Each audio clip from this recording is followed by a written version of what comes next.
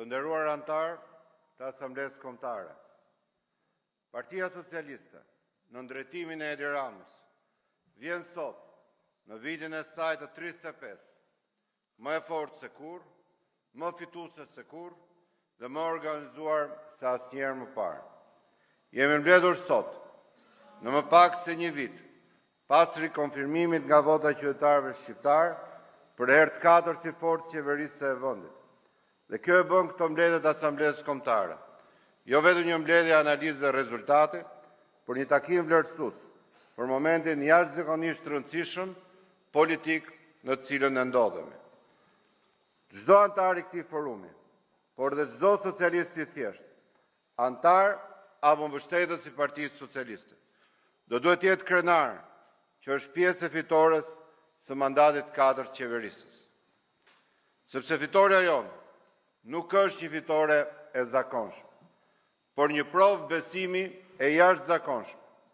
Është një mesazh i qartë se shumica e shqiptarëve kanë zgjedhur stabilitetin, seriozitetin e qeverisës dhe drejtimin politik të vendit nga Edi Rama dhe Partia Socialiste. Por pikërisht, sepse është mandati i 4, kjo kërkon më shumë përgjegjësi.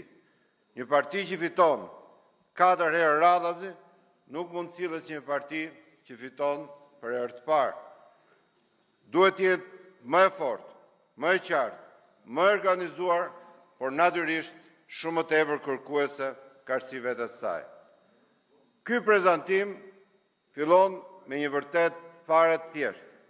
Partia Socialiste ka marrë një fitore të plotë, nuk ka marrë një fitore të rastësishme, dhe as të ngushtë, dhe as të përkohshme.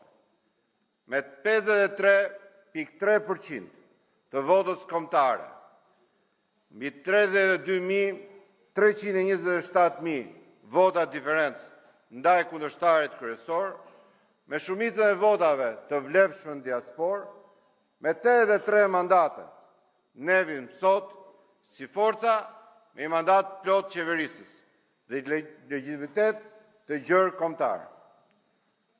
Rezultati kombëtar i vitit 2025. 855.831 vota për Partinë Socialiste. Nuk është vetëm një rezultat matematikor. Është një kontratë e rinovuar mes Partisë Socialiste dhe shumicës shqiptarëve. Diferenca me mbi 327.000 vota me kundërshtarin tonë kryesor nuk është vetëm një diferencë e thellë elektorale. Është një diferencë politike, është një diferencë besimi, është diferencë serioziteti në drejtimin e Shqipërisë. Dhe pjesëmarrja kombëtare duhet lexuar politikisht. Në një garë me pjesëmarrje 44.8%, Partia Socialiste jo vetëm ruan bërthamën e saj elektorale, por e kthen atë në shumicë qartë qeverisë.